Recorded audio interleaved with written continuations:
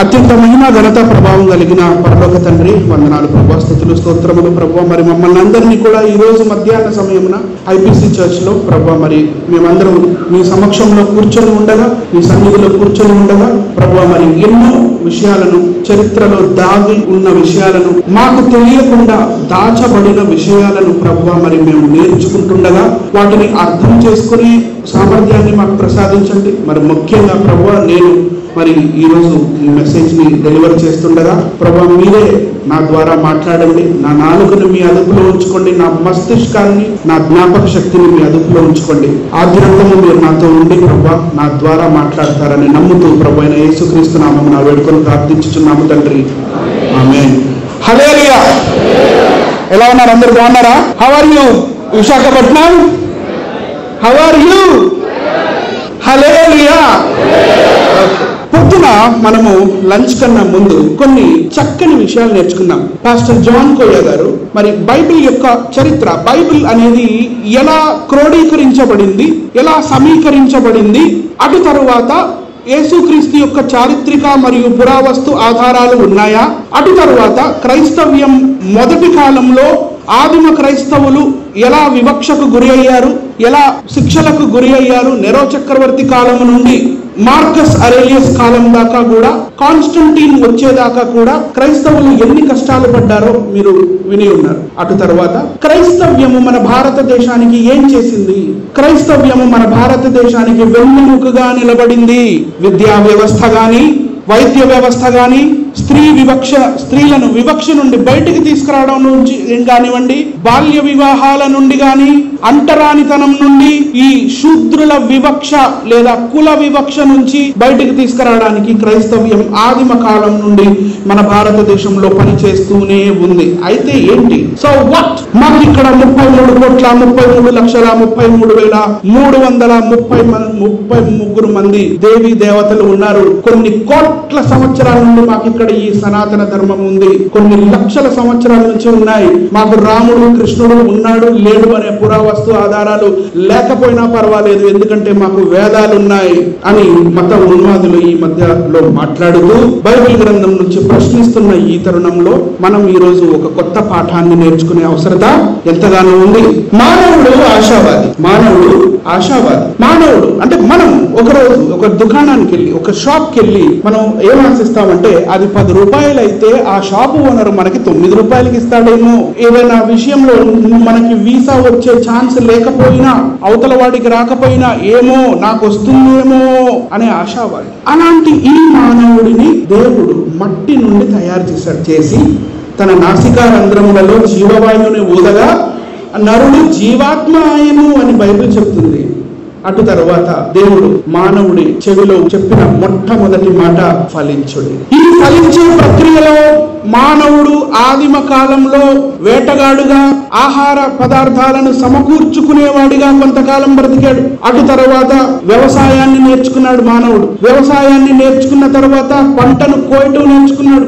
కోసిన పంటని అటు తర్వాత భాండాగారాలలో పెట్టుకొని వాటిని భద్రపరిచే పద్ధతిని నేర్చుకున్నాడు. మరింతగా కాపు కాసింది, ఎక్కువగా దిగుబడులు వచ్చాయి. ఏం చేశాడు?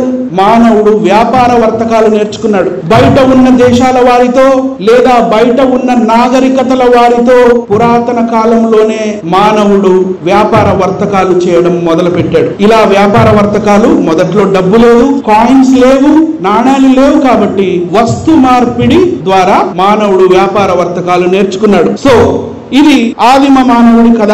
నోవాహు గారికి 3 కుమారులు, హాము, షేము, యాఫెతు. యాఫెతు సంతతి వారు ఎవరయ్యా అంటే మొత్తం ఐరోపా ఖండాన్ని ఇక్కడ విస్తరించి ఉన్నారు.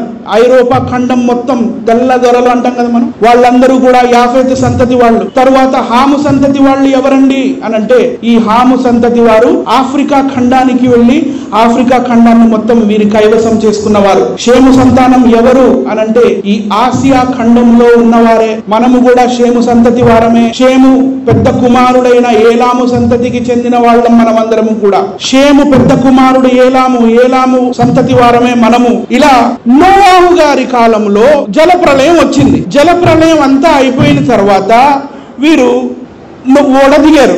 ఓడ దిగిన తర్వాత చేసిన మొట్టమొదటి పని ఏంటి? ఆదికాండము 8వ అధ్యాయము 20వ వచనము. ఆదికాండము 8వ అధ్యాయము 20వ వచనం. అప్పుడు నోవాహు యెహోవాకు బలిపీఠము కట్టి పవిత్ర పశువులన్నిటిలోను పవిత్ర పక్షులన్నిటిలోను కొన్ని తీసుకొని ఆ పీఠము మీద దహన బలి అర్పించెను. ఫస్ట్ పని ఏం చేశాడండి? దహన బలి అర్పించాడు.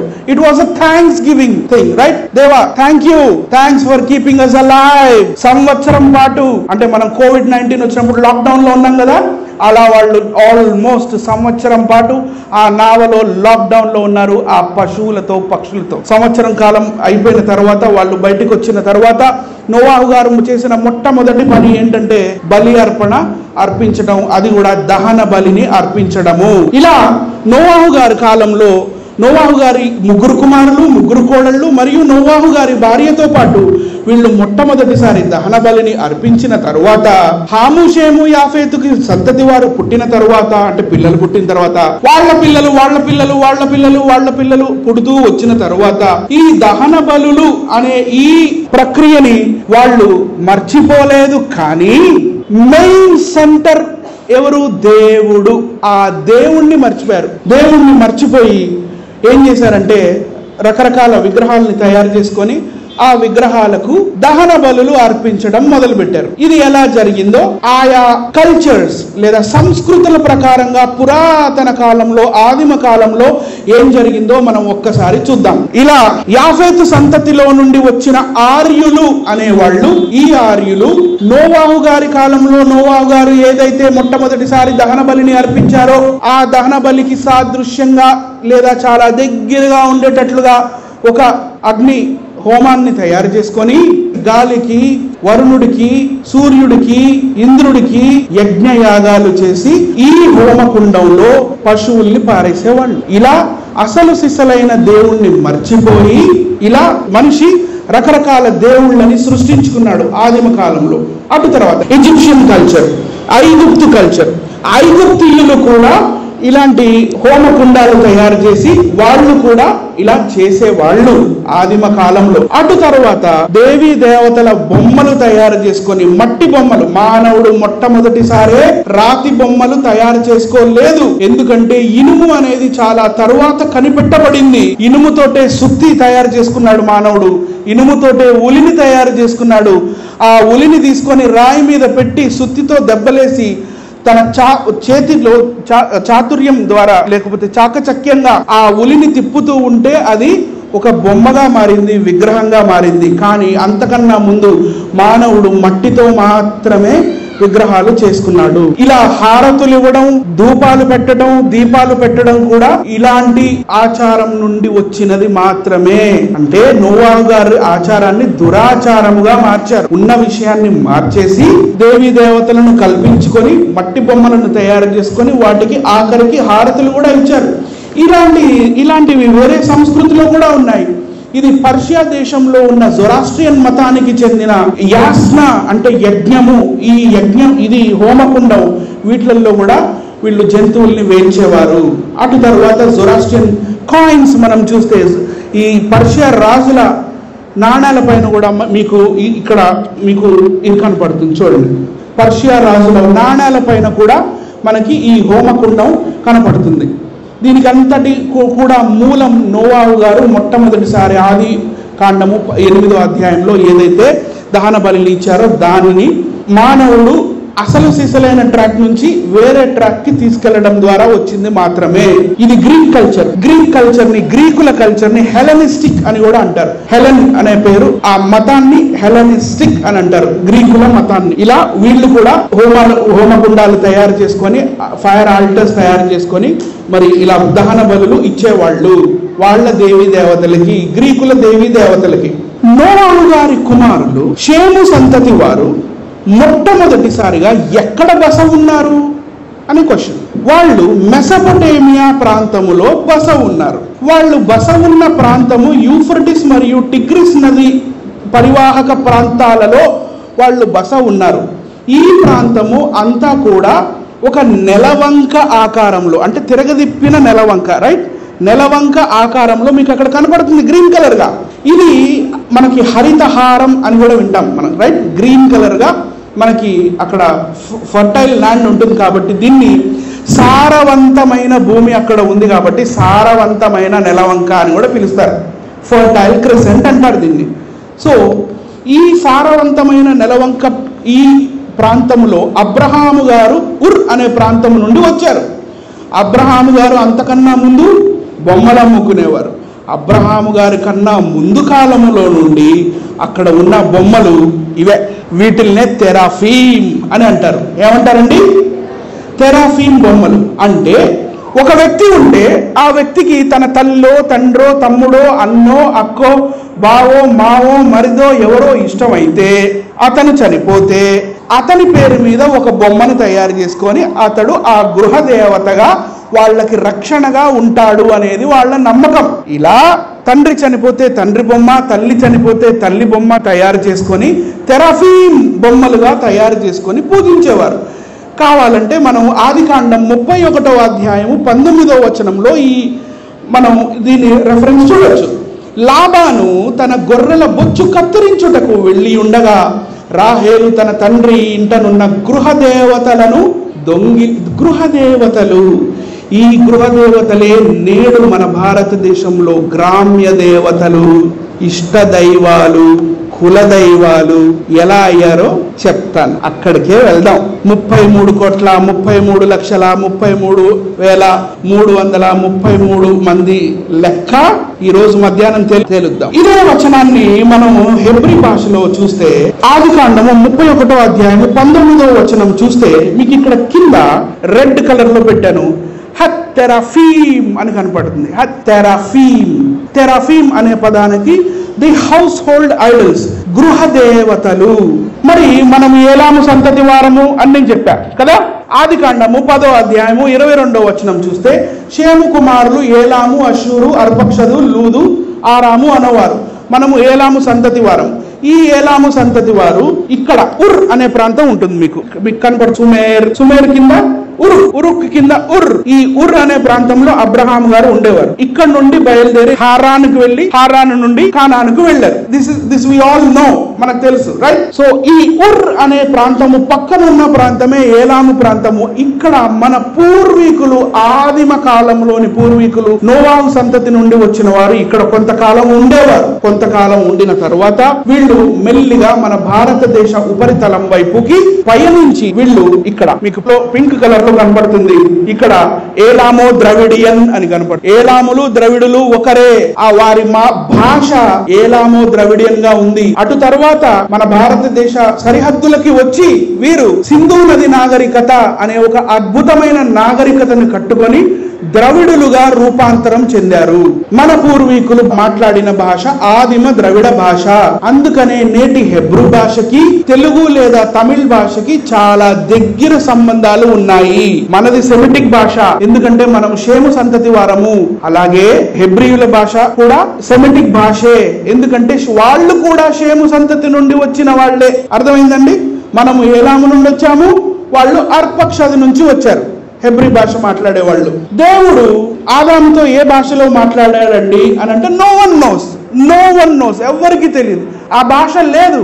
భాష నోవాహు గారి కాలం తరువాత మరి ఆదికాండము 11వ అధ్యాయంలో భాష తారుమారు అయిపోయింది కాబట్టి తారుమారు అవ్వక ముందు అది ఏ భాష మన ఎవరికి తెలియదు, రైట్? హెబ్రీ భాష అత్యంత పురాతనమైన భాష అంటారు. తప్పు. నో. అర్పక్షదు తర్వాత ఇంకా చాలా మంది ఉన్నారు. అటు తర్వాత పేలేగు తర్వాత ఏబేరు కాలంలో పుట్టిన భాషే హెబ్రూ భాష. ఏబేర్ హ్యాస్ బికమ్ హెబ్రూ. అర్థమైందండి? ఆదికాండం 13వ అధ్యాయంలో గాని మొట్టమొదటిసారి మీకు హెబ్రీయుడైన అబ్రాము అని కనపడదు. ఆదికాండం 10వ అధ్యాయంలో మీకు ఎక్కడా కూడా హెబ్రీయులు అనే పదం మీకు కనపడదు. ఆ తర్వాత మరి మన పూర్వీకులు ఎలా వచ్చారు ఇవన్నీ కూడా మనం చూద్దాం. ఇలా ఏలాము ప్రదేశంలో జీవించిన మన పూర్వీకులు సింధు నది నాగరికత కట్టుకొని అటు తర్వాత సింధు నది నాగరికత వైపుకి ఆర్యులు అనేవాళ్ళు కొంతమంది యజ్ఞాలు యాగాలు చేసుకుంటూ, గుర్రాలు మన భారతదేశానికి చెందినవి కాదు కాబట్టి గుర్రాలు రథాలు వేసుకొని మన భారతదేశం మీదకి వస్తున్నప్పుడు మన పూర్వీకులు దక్షిణ భారతదేశానికి వచ్చి స్థిరపడిపోయారు. ఏలాము ప్రాంతము నుండి బయలుదేరి ఇలా సింధు నది నాగరికతకు వచ్చి అటు తర్వాత మన పూర్వీకులు దక్షిణ భారతదేశానికి వచ్చారు.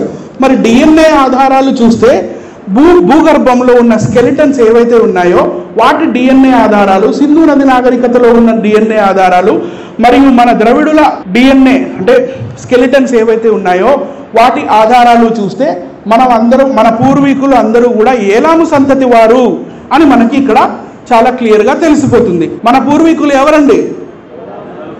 ఈ ఏలామీయులే ద్రవిడులే మనము. అటు తర్వాత ఇలా మన పూర్వీకులు అద్భుతమైన నగరాలు కట్టుకొని ఒక నాగరికతను తయారు చేసుకొని వ్యాపార వర్తకాలు నేర్చుకున్నారు. మానవుడు ఆశావాది, ఇందాక చెప్పాను. తర్వాత వ్యవసాయాన్ని నేర్చుకున్నాడు, వ్యాపార వర్తకాలు చేసుకున్నాడు, మంచి భవనాల్ని కట్టుకొని నగర జీవితాల్ని జీవిస్తున్న ఆ కాలంలో ఆర్యులు అనేవాళ్ళు మన భారతదేశానికి రాక మునుపే వీళ్ళు వ్యాపార వర్తకాలు చేస్తూ వచ్చారు. కాబట్టి ఈ వ్యాపార వర్తకాల ద్వారా వీళ్ళకి కొత్త దేవుళ్ళు పరిచయం అయ్యారు. అనూహ్యంగా మీరు ఇక్కడ చూస్తే తెరాఫీమ్ మళ్ళీ మన సింధు నది నాగరికతలో దర్శనమిస్తుంది. గుర్తుపట్టారా? ఇందాక 5 నిమిషాల క్రితం చూశారు. తెరాఫీమ్ అబ్రహాము గారి కన్నా ముందు కాలంలో ఉన్న ఈ తెరాఫీమ్ విగ్రహాలు మన సింధు నది నాగరికతలో కూడా దర్శనమిచ్చాయి. అంటే వ్యాపార వర్తకాల ద్వారా మానవుడు ఒక ప్రదేశం నుండి ఒక ప్రదేశంకి బయలుదేరి వెళ్తున్నప్పుడు కాలక్రమేణా ఆయా లేదా వారి దేవతలు కూడా అటు ఇటు ట్రాన్స్ఫర్ అయ్యారు, బదిలీ అయ్యారు. మెసొపొటేమియాలో దొరికిన తెరాఫీమ్, ఇది సింధు నది నాగరికతలో దొరికిన తెరాఫీమ్. ఈ తెరాఫీమ్ బొమ్మలే నేడు ఎల్లమ్మ, మల్లమ్మ, పోచమ్మ, అంకాళమ్మ, దుర్గా, లక్ష్మి వీళ్ళు వేరు. వీళ్ళు ఆర్యుల దేవతలు. ఇక్కడ లోకల్స్ దేవతలు ఎవరు? అంకాళమ్మ, తలుపులమ్మ, కిటికీలమ్మ, పోలేరమ్మ, మాంకాలమ్మ, మైసమ్మ. రైట్? వీళ్ళు ఇలా వచ్చారు. రైట్? మన పూర్వీకులకి అసలు దేవుడు ఎవరో వాళ్ళు మర్చిపోయారు. ప్రపంచంతో పాటు వాళ్ళు కూడా విగ్రహారాధన చేసి ఉన్నారు. ఇది నేను మరియు పాస్టర్ జాన్ కోయ గారు మరి ఢిల్లీ వెళ్ళినప్పుడు, అక్కడ ఢిల్లీలో మేము తీసిన ఫోటో, మేము సింధు నది నాగరికత యొక్క గ్యాలరీలోకి వెళ్ళినప్పుడు అక్కడ మాకు కనపడ్డ తెరాఫీమ్ బొమ్మలు ఇవి. తర్వాత క్రీస్తు పూర్వం 1500 సంవత్సరాల కాలంలో, మోషే గారి కాలంలో వాళ్ళు అక్కడ ఐగుప్తులో ఎర్ర సముద్రం దాటుతున్న సమయంలో మన భారతదేశంలో కాంటెంపరీగా ప్యారలల్ గా ఏం జరిగిందంటే ఆర్యులు అనేవాళ్ళు మన భారతదేశంలోకి గుర్రాలు వేసుకొని దిగారు. వీళ్ళ దాటికి తట్టుకోలేక మన పూర్వీకులు, అప్పటిదాకా సింధు నది నాగరికతలో ఉన్న మన పూర్వీకులు దక్షిణ భారతదేశానికి వలసలు వచ్చారు. ఇలా ఆర్యులు అనేవాళ్ళు బయట నుండి మన భారతదేశానికి వచ్చిన వాళ్ళే. ఆదివాసీలు అనే పదం మనం ఒకవేళ చూస్తే ఈ బిల్లు, కోలు లేదా గోండ్లు, యానాది, ఎరకల, బుడబుక్కల, కోయ ఇలాంటి వాళ్ళకి ఇస్తున్నారే గాని, ఒకవేళ మీ బ్రాహ్మణులు, బ్రహ్మల యొక్క తలలో నుండి ఎవరు వచ్చారు? బ్రాహ్మణుడు వచ్చాను అని అన్నప్పుడు మరి ఆదివాసీలు ఎవరు మన భారతదేశానికి అన్నప్పుడు బ్రాహ్మణులు అని గాని యానాది, ఎరకల, బుడబుక్కల, కోయ, బిల్లు, కోలు, గోండ్లు వీళ్ళ పేర్లు ఎందుకు చెప్తున్నారు? ఏదో తేడా ఉంది. అంటే వీళ్ళు బయట నుంచి వచ్చారు. వీళ్ళకి మనం అంటే ప్రేమ లేదు. ఎందుకు లేదు అంటే వీళ్ళు మన వాళ్ళు కాదు, అంటరాని వాళ్ళు. చిచి అపచారం ఏంట్రా, పక్క జరుగు పెదహా అంటారా, మేము మడిగట్టుకొని ఉన్నావురా. ఇలా వివక్ష మన భారతదేశంలో మెల్లిమెల్లిగా వస్తూ వచ్చింది. తర్వాత ఇంకా ముందుకెళ్దాం. ఇలా మన భారతదేశానికి వలస వచ్చిన ఈ ఆర్యులు అనేవాళ్ళు బయట ప్రాచుర్యంలో ఉన్న దేవతలు ఎవరు? అశ్విని దేవతలు అంటే గుర్రం దేవతలు, సూర్యదేవుడు, లేకపోతే వరుణుడు, వాయువు, ఇంద్రుడు ఇలాంటి దేవుళ్ళని తీసుకొని వచ్చారు. ఇప్పుడు ఉన్న గుడులు ఎవరైతే ఉన్నాయో, విగ్రహాలు ఎవరైతే ఉన్నాయో వీళ్ళకి లేవుగా. ఇంద్రుడి గుడి లేదుగా, వాయుదేవుడు గుడి లేదుగా, వరుణదేవుడు గుడి లేదుగా, సోమదేవుడు గుడి లేదుగా, ప్రజాపతి గుడి లేదుగా. వాళ్ళు ఏదో వేదాలేదో పలుక్కుంటారు. మీకేంటి problem? Yes, there is a problem. మీ దేవుళ్ళ పేరు చెప్పుకొని మమ్మల్ని అంటరాని వారు చేశారు. ఇప్పుడు పూజిస్తున్న దేవి దేవతలు వేరు. వాళ్ళు మన భారతదేశంలోకి ఎలా వచ్చారో ఒక 10 నిమిషాల తర్వాత చెప్తాను నేను. అప్పుడు దాకా కొంచెం ఓపిగ్గా ఒక మంచి సబ్జెక్ట్ వినండి. మానవుడు దారి తప్పిపోయాడు. అసలు సిసలైన సర్వశక్తివంతుడు, సృష్టికర్త, పరమ పవిత్రుడు, పరమ పరిశుద్ధుడు, సర్వాధికారి అయిన దేవుణ్ణి వదిలేసి చెట్టుకి, పుట్టకి, గాలికి, సూర్యుడిని కూడా పూజించారు కదా. బైబిల్లో ఉందా? ఎక్కడ ఉంది? 2వ రాజుల గ్రంథం తీయండి ఎవరైనా బ్రదర్ గారు. 2వ రాజుల గ్రంథం 23వ అధ్యాయము 11వ వచనం. అక్కడ చక్కని విషయం ఉంటుంది. ఈ సనాతన ధర్మం ప్రకారంగా సూర్యుడి కంట ఒక రథం ఉంటుంది. ఆ రథానికి 7 గుర్రాలు ఉంటాయి. ఆ రథానికి ఒకే చక్రం ఉంటుంది. ఒక చక్రం ఊడిపోయింది లేండి, అది వేరే. చదవండి బ్రదర్. 11వ వచనం. అతడు చూసారా, సూర్యుడికి గుర్రాలు ప్రతిష్ఠించారంట. ఎందుకంటే సూర్యుడికి గుర్రాలు ఉంటాయి, రథం కూడా ఉంటది.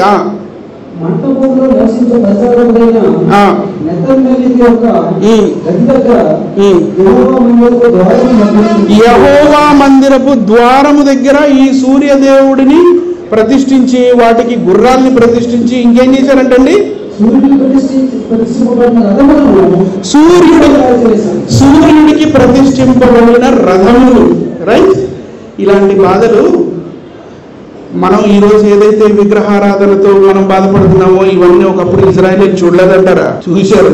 ఇప్పుడు మనకు కొత్తగా ఉంది. బైబిల్ చదవండి తెలుస్తుంది. అంత పాతదే, కొత్తది ఏమీ లేదు, అంత పాతదే. ఇప్పుడు మీ దేవుడు సైకో, మీ దేవుడు అమాయకుల్ని చంపించాడు బైబిల్లో, మీ దేవుడు యుద్ధాలను జయించాడు అని కూడా మత ఉన్మాదులు ప్రశ్నిస్తున్నారు. మరి బైబిల్లో వాళ్ళు చూపించిన వచనాలు చదివినప్పుడు మనకు కూడా అరే అవును కదా, ఏంటి దేవుడు ఇలా ఎందుకు చెప్తున్నాడు, వాళ్ళ విగ్రహాలను ఎందుకు పడగొట్టమంటున్నాడు, వాళ్ళ దేవతా స్తంభాలను ఎందుకు పడగొట్టమంటున్నాడు అని మనం అక్కడ దాకా చదివి వదిలేస్తాం. సమాధానం చెప్పనందుకు మనం లోకువైపోతాం.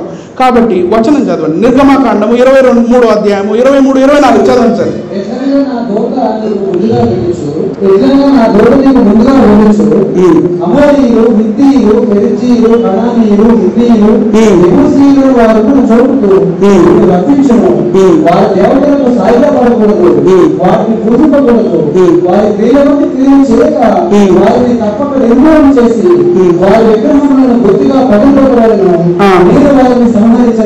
నేను వారిని ఏంటి దేవుడు ఇంత క్రూరంగా ఎందుకు చెప్తున్నాడు ఇక్కడ అని మత ఉన్మాదులు కూడా ప్రశ్నిస్తారు. కానీ ఈ రోజు మనం కొన్ని సత్య అసత్యాలు రెండు కూడా చూస్తూ ముందుకెళ్దాం. ఇక్కడ మనకి ఏమర్థం అవుతుందంటే, అమోరీయులు, హిత్తీయులు, పెరిజ్జీయులు అంటే వీళ్ళు కానానీయులు.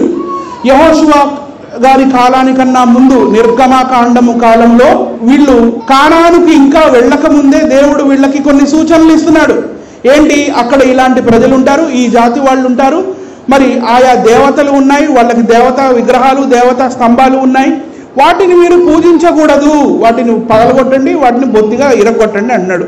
మరి ఇది క్రూరత్వం కదా అని ప్రశ్నిస్తారు. ఏది క్రూరత్వం మీరే చెప్తారు ఒక 5 నిమిషాల్లో. అటు తర్వాత ఇదే వచనం మనం ఇంగ్లీష్ లో కూడా ఒకసారి చూసుకుంటే చూడండి, ఎక్సోడస్ 23:24 కింద break down their secret pillars అని మనకు కనపడుతుంది. అదే వచనాన్ని మనం హెబ్రూలో కూడా చూసుకుంటే మనకి ఇక్కడ పిల్లర్స్ అనే కనపడుతుంది. అటు తర్వాత న్యాయాధిపతుల్లోకి వెళ్ళి చూస్తే అట్లు ఇశ్రాయేలీయులు యెహోవా సన్నిధిని దూషులై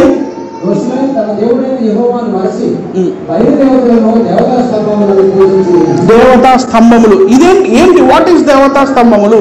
దేవతా స్తంభముల యొక్క సీక్రెట్ ఏంటి తెలుసుకున్నామా ఈరోజు? దేవతా స్తంభములు అంటే ఏంటి, అసలు ఈ దేవతలు ఎవరు, ఎక్కడి నుంచి వచ్చారు, ఏంటి, మొత్తం పుట్టు పూర్వోత్తరాలు తెలుసుకుందాం. నిర్గమకాండం 13వ అధ్యాయం 29 మరియు యెహోషువ గ్రంథం 10వ అధ్యాయం 6వ వచనంలో చూస్తే ఈ అమోరీయులు అనేవాళ్ళు ఎత్తైన ప్రదేశంలో ఉండేవారట. ఎత్తైన కానాను ప్రదేశంలో అంటే నేటి ఇజ్రాయెల్లో ఎత్తైన ప్రదేశంలో ఉండేవాళ్ళు. హిల్ కంట్రీ, ఒక కొండల పైన ఉండేవాళ్ళు. వీళ్ళు ఏం చేశారో ఒక్కసారి మనం చరిత్రలోకి ముందుకెళ్ళి చూద్దాం. ఇజ్రాయెల్ మ్యాప్ మనం చూస్తే టల్ గెజర్ అనే ప్రాంతం ఉంటుంది. ఇది అక్కడ ఎత్తైన ప్రదేశం. ఈ ఎత్తైన ప్రదేశం దగ్గరికి వెళ్ళి ఒకవేళ చూస్తే మనకి ఇలా కనపడుతుంది. డ్రోన్ మీకు తెలుసు కదా, డ్రోన్ నుంచి ఫోటో తీస్తే ఇలా కనపడుతుంది. మరింత దగ్గరగా వెళ్ళి చూస్తే అక్కడ ఇలాంటి స్తంభాలు కనపడ్డాయి. అక్కడ పక్కన వెళ్ళి చూస్తే ఇక్కడ ఆర్కియాలజిస్టులు కొన్ని విషయాలు రాసి పెట్టారు. హై ప్లేస్ అంటే ఎత్తైన ప్రదేశము. మోనోలిథిక్ టెంపుల్, ఇక్కడ ఒక టెంపుల్ ఉండేది. రాబర్ట్ అలెగ్జాండర్ స్టీవర్ట్ మెకాలిస్టర్ అని ఒక వ్యక్తి ఉంటాడు. ఇతని ఫేస్ చాలా జాగ్రత్తగా గుర్తుంచుకోండి. ఇతను చాలా ఇంపార్టెంట్ ఆర్కియాలజిస్ట్. ఈ ఆర్కియాలజిస్ట్ 20వ శతాబ్దంలో 1950 కన్నా ముందు కాలంలో ఈ ప్రదేశానికి వెళ్లి తవ్వకాల్ని చేశాడు. ఈ ఎత్తైన ప్రదేశంలో తవ్వకాలు చేసినప్పుడు ఏం దొరికాయంటే ఇగో ఇలాంటి దేవతా స్తంభాలు దొరికాయి. బైబిల్ దీని గురించే చెప్తుంది. అమోరీయులు ఎత్తైన ప్రదేశంలో ఉండేవాళ్ళు. ఈ ఎత్తైన ప్రదేశంలో దేవతా స్తంభాలు ఉన్నాయి. దేవతా స్తంభాలు కూడా దొరికాయి. బైబిల్లో ఏదైనా చెప్పినట్టు దొరుకుతాయి. మీరు ఇక్కడ ఒక చిన్న డ్రైనేజ్ లాంటిది కూడా మీరు చూడొచ్చు. ఇక్కడ ఈ డ్రైనేజ్ లాంటి దాంట్లో నుంచి ఎంట్రన్స్ ఉందట. తర్వాత రాబర్ట్ మెకాలిస్టర్ గారు అక్కడికి కొత్తగా వెళ్ళిన టైంలో మట్టితో కూరుక్కుపోయి ఈ స్తంభాలు మొత్తం భూమిలో ఉండేవి. తరువాత ఈయన తవ్వకాలు చేయించి ఇవన్నీ బయటికి తీయించాడు. తరువాత దీనికి దగ్గరగా ఉన్న రెఫరెన్స్ మనకి యెషయా గ్రంథంలో దొరుకుతుంది. యెషయా గ్రంథం 57వ అధ్యాయము 4 నుంచి 7వ వచనం దాకా చదవండి బ్రదర్. మీరు ఎవరిని ఎగతాళి చేయుచున్నారు? ఎవరిని చూసి నోరు తెరిచి నాలుగు చాచుతున్నారు? మీరు తిరుగుబాటు చేయవాలను అబద్ధికులను కాదా? మస్తచ వృక్షములను చూసి పచ్చని ప్రతి చెట్టులను కామము లేపుకున్న వాళ్ళారా? లోయలలో రాజసంతుల క్రింద పిల్లలను చంపువాళ్ళారా? నీ భాగ్యము లోయలోని రాళ్ళలో ఉన్నది, అదియే నీకు భాగ్యము. వాటికే పానీయార్పణము చేయుచున్నావు, వాటికే నైవేద్యం అర్పించుచున్నావు. ఇవన్నీ జరగగా నేను ఓర్పుదగిన ఉన్నతమైన మహాపర్వతం మీద నీ తలుపు వేసుకుంటుని బలి అర్పించినప్పుడు అక్కడికే ఎక్కితివి. తలుపు వెనుకను ద్వారబంధము వెనుకను నీ జ్ఞాపక చిహ్నము ఉంచితివి. తలుపు వెనుకను ద్వారబంధము వెనుకను నీ జ్ఞాపక చిహ్నము ఉంచితివి. అవేంటి? చిన్నపిల్లలను చంపువారులారా అంటున్నాడు. బలి అర్పించుటకు అక్కడికి ఎక్కితివి అంటే హై ప్లేస్, ఎత్తైన ప్రదేశంకి. అటు తర్వాత తలుపు వెనుకను ద్వారబంధము వెనుకను నీ జ్ఞాపక చిహ్నము ఉంచితివి. What does it mean? Let us know today. దీని అర్థం ఏంటో తెలుసుకుందాం. బైబిల్ సైడ్ లైట్స్ అనే పుస్తకం ఈ రాబర్ట్ అలెగ్జాండర్ స్టీవర్ట్ మెక్కాలిస్టర్ గారు రాశారు. అక్కడ అమోరీయుల ప్రాంతం అది. ఈ అమోరీయుల ప్రాంతము యెహోషువ గారి కాలానికన్నా ముందు కాలంలో అక్కడ తవ్వకాలు చేస్తే నేను అండర్లైన్ చేశాను చూడండి. In this pit was found a great number of bones of human beings. మానవులకు చెందిన ఎముకలు ఆ దేవతా స్తంభముల దగ్గర దొరికాయి. కింద లైన్ చూడండి. Sacrifice was cost. బలులు అర్పించారు. wherever victim were sacrificed in worship, దేవతలకి మొక్కుతూ నరబలుల్ని అక్కడ ఇచ్చినట్లుగా మనకి రాబర్ట్ స్టీవర్ట్ మెక్కాలిస్టర్ గారు చెప్తున్నారు. The second stone of the Gezer row of the pillar may have been anointed. అంటే అక్కడ రోలో ఉన్న రెండవ రాయి ఏదైతే ఉందో అది అభిషేకించబడిందట. ద సాక్రిఫైస్ ఆఫ్ చిల్డ్రన్, చిన్న పిల్లలని బలి ఇస్తున్నారు. And the general atmosphere of licentiousness pervading the whole worship. We have already sufficiently acclimated to the tree and stone worship. అక్కడ రాళ్లకి రప్పలకి చెట్లకి మొక్కేవాళ్ళు, కానీ దేవతా స్తంభాలను చేసుకొని అక్కడ పిల్లల్ని కూడా వీళ్ళు బలి అర్పించారు. కింద లాస్ట్ లైన్ చూడండి. దీస్ ఇన్ఫంట్స్ వేర్ నెవర్, వీళ్ళు చిన్న పిల్లలట. These infants were never more than a week old.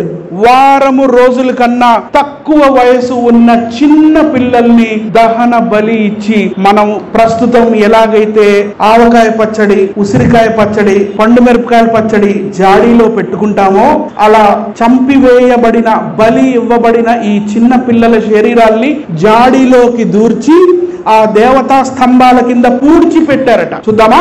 Did you see that? This was the sin which was done by the Canaanites. కానానీయులు దేవతా స్తంభముల పేరుతో, విగ్రహ దేవుళ్ళ పేరుతో చేసిన నిర్వాకాలు అవి. There were 14 skeletons. One of them that the young girl who had evidently been sawn asunder. అక్కడ 14 కన్నా ఎక్కువగా వాళ్ళకి స్కెలిటన్స్ దొరికాయి భూగర్భంలో పూజాల్లో పెట్టి. కానీ ఒక అమ్మాయి మాత్రం రంపాలతో అడ్డంగా, నిలువుగా కాదు అడ్డంగా కోయబడి ఆమె శరీరం దొరికింది. ఇలాంటి the skull of 2 other girls who had been decapitated, తలకాయ అండ్ మొండెం రెండు వేరు చేసి దొరకబడ్డాయి. And were found at the mouth of the same cistern. అంటే ఆ రంధ్రం ఇందాక మనం డ్రైనేజ్ లాగా ఏదైతే చూసామో తలుపు వెనకాల అని మనకు ఏదైతే బైబిల్ చెప్తుందో అలా వారి చిహ్నాలను వాళ్ళు వదిలిపెట్టినట్టుగా మనకి బైబిల్ చెప్తుంది. ఇలా చిన్నపిల్లల్ని బలి కొన్నారు, వాళ్ళు బలి ఇచ్చారు విగ్రహ దేవతలకి. అందుకే దేవుడు విగ్రహారాధనని వద్దు వద్దు వద్దు వద్దు అని చెప్తూ ఉన్నాడు. తర్వాత నెక్స్ట్ ఇలా సాన్ అసండర్, అడ్డంగా నరికివేయబడిన ఒక యవ్వనస్తురాలు, ఒక అమ్మాయి ఒక శరీరం. ఈ మ్యాప్ లో ఇక్కడ పైన ఇక్కడ నుండి ఎంటర్ అవుతారు, డ్రైనేజ్ లాగా ఉంటుంది. ఇలా లోపలికి వెళ్తే ఆ గుహలో మీకు అక్షరం జే కనపడుతుంది. బ్రదర్ ఎవరన్నా లేసి జే చూపించండి. జే. Somebody please go and show the alphabet J over there. J. ఇంకా పైన J. ఎంట్రన్స్ దగ్గర ఒక J. J. J. J. J. ఇంకా పక్కన మీ right J. J. J. J. J. అక్కడ కూడా పైన J. J. J అంటే జార్, జార్ బరీడ్ ఇన్ఫంట్, అక్కడ కూజాలు దొరికాయి.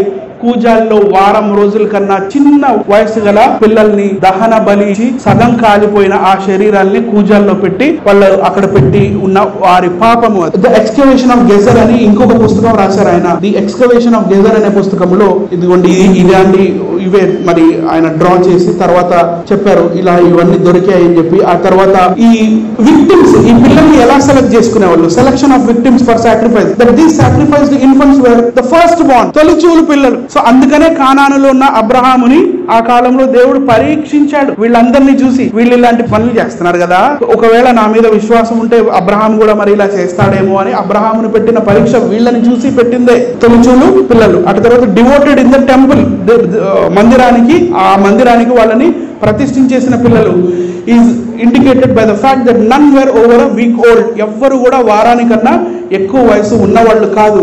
సో ఇలా మానవుడు విగ్రహారాధనలోకి వెళ్ళి ఇలా రకరకాలుగా మానవుడు మరి ఇదే పుస్తకంలో నేను చూపిస్తున్నాను, ఇలా చిన్న పిల్లల్ని కూడా చంపేసి బలులు ఇచ్చారు. ఇలాంటి కూజాలు ఏవైతే ఉన్నాయో కానాను ప్రాంతం మొత్తంలో జరిగిన తవ్వకాలలో ఆల్మోస్ట్ ప్రతి ప్లేస్లో దొరికాయి. అందుకనే యెహోషువ గారి కాలంలో, అటు తర్వాత కాలంలో దేవుడు విగ్రహారాధనని అసహ్యించుకున్నాడు. ఇప్పుడు అర్థమైందండి. ఇర్మియా గ్రంథం 19వ అధ్యాయం 5వ వచనం, నేను విదుంపనిదియు సెలవీయనిదియు నా మనస్సునకు తోచనిదియు నేను ఆచారము ఆచరించితిరి, తమ కుమారులను దహన బలులుగా కాల్చుటకై బయలునకు బలిపీఠములు కట్టించిరి అని దేవుడు ఇక్కడ మనతో ఇర్మియా గారి ద్వారా చెప్పిస్తున్నాడు.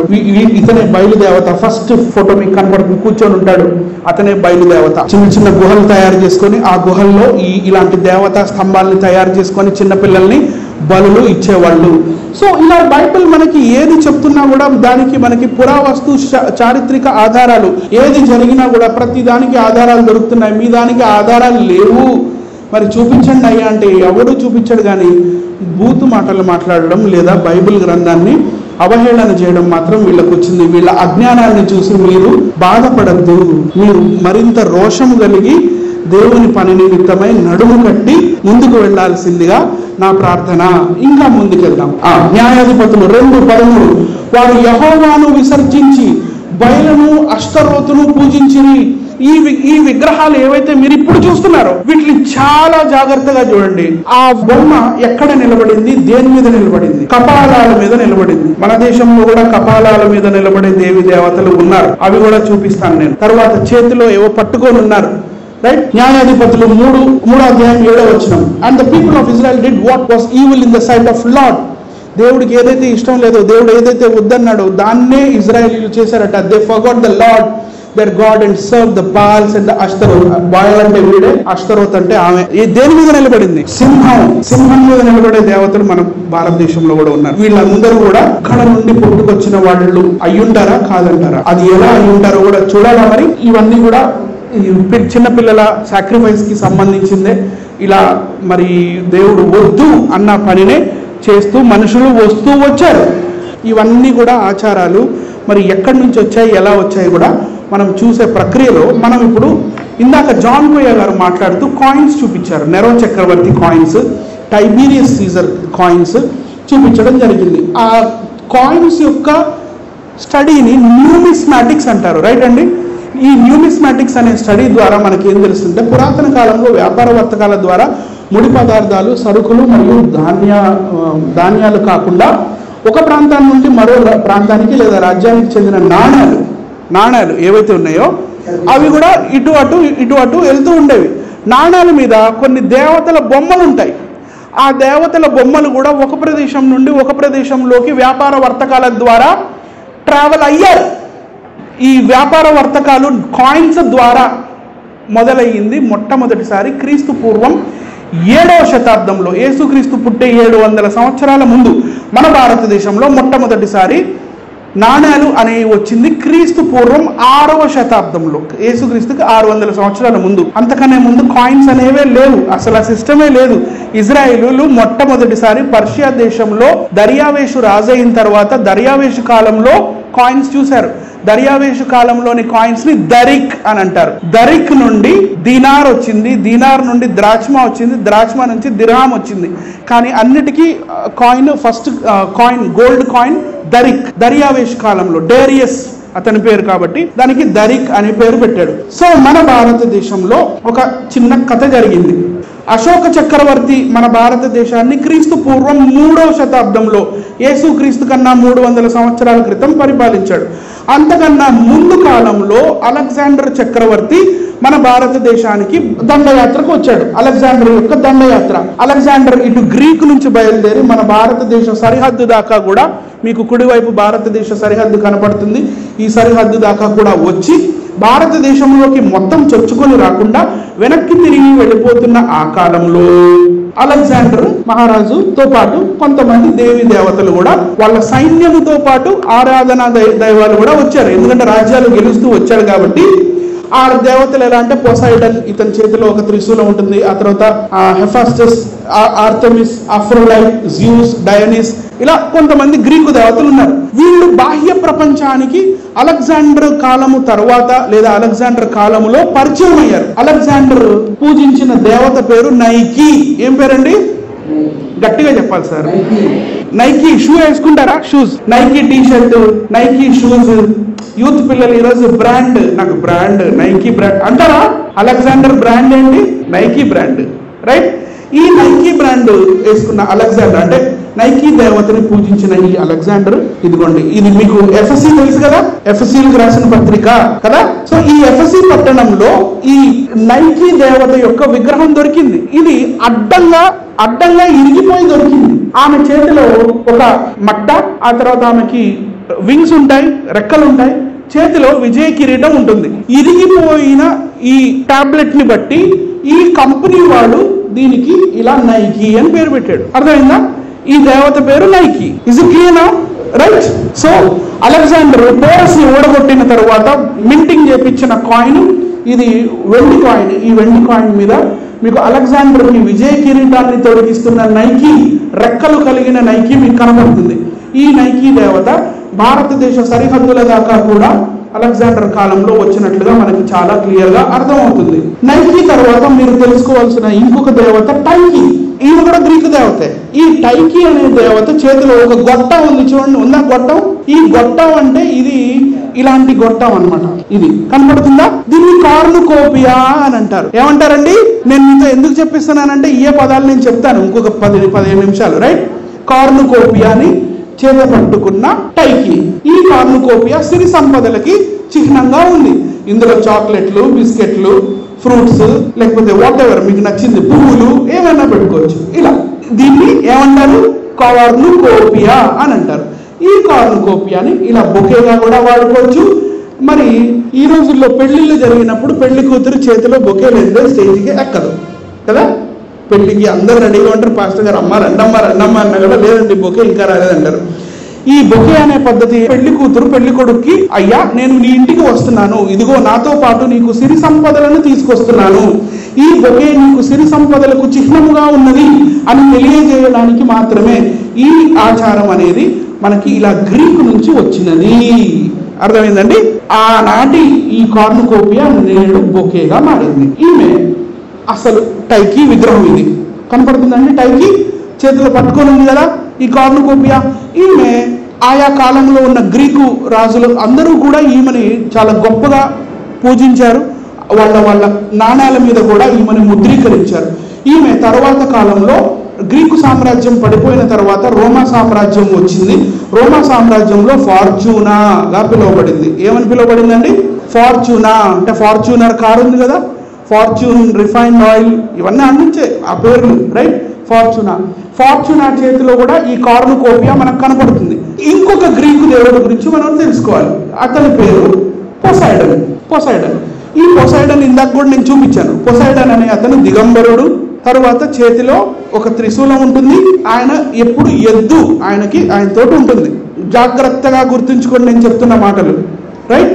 నెక్స్ట్ ఇంకొక దేవుడు మెస్సీనియన్ కాయిన్ అంటారు దీన్ని, మెస్సీనియా. ఈ మెస్సీనియన్ కాయిన్ మీద ఉన్న దేవుడు పేరు జ్యూస్ దేవత. ఈ జ్యూస్ దేవత భారతదేశంలో ఇంద్రుడుగా పిలువబడతాడు. ఈ జ్యూస్ దేవత కూడా దిగంబరుడే. అటు తర్వాత సెల్యూకస్ మన చంద్రగుప్త మౌర్యుడికి తన కూతురునిచ్చి పెళ్లి చేశాడు. ఆ తర్వాత గ్రీకు సామ్రాజ్యం పడిపోయింది. ఆ తర్వాత గ్రెకో బ్యాక్ట్రియన్ వచ్చింది. ఇవన్నీ మనం ఇందాక జాన్ కోయ్ గారు చెప్పారు. ఆ తర్వాత గోండోఫరస్ కాలము, గోండోఫెరస్ కూడా ఇదిగోండి నైకీ దేవతనే పూజించాడు. గోండోఫెరస్ అంటే థామస్ కొంతకాలం ఇతని దగ్గర పనిచేశాడు. యేసుక్రీస్తు గాయములలో ఏలు పెట్టి చూస్తే గాని నేను నమ్మను అని చెప్పిన ఆ తోమా గారు మరి పారసిక రాజు అయిన ఈ గోండోఫెరస్ దగ్గర పనిచేసినప్పుడు ఈ గోండోఫెరస్ దగ్గర చలామణిలో ఉన్న కాయిన్ అది. ఈ కాయిన్ మీద కూడా మీకు ఎవరు కనపడుతున్నారండి? నైకీ. ఎవరు కనపడుతున్నారు? విజయ కిరీటం చేతిలో పట్టుకొని నైకీ కనపడుతుంది. అలాగే సూర్యదేవుడు ఇతను కూడా మన భారతదేశానికి అక్కడి నుంచి ఇక్కడి దాకా కూడా వచ్చేసాడు. ఇందాక మనం చదివాను కదా, 2వ రాజుల గ్రంథం 23వ అధ్యాయం 11వ వచనం, సూర్యుడికి గుర్రాలు రథాలు, ఇదిగోండి అదే కాన్సెప్ట్ ఇక్కడ. ఇలా ఈ గ్రీకు దేవతలు మెల్లిమెల్లిగా గ్రీకు నుంచి బయటకు వచ్చి పర్షియా ప్రాంతం దాకా కూడా మరి వీళ్ళు ప్రబలారు. నెరో చక్రవర్తి, ఇందాక జాన్ కోయ్ గారు చెప్పారు, క్రైస్తవులని ఊచకోత కోసాడు నెరో చక్రవర్తి. రోమా నగరాన్ని కాలబెట్టింది ఇతనే. ఈ నెరో చక్రవర్తి కూడా ఈ టైకీ అనే కార్నుకోపియాని చేత పట్టుకున్న దేవతని పూజించిన వాడే.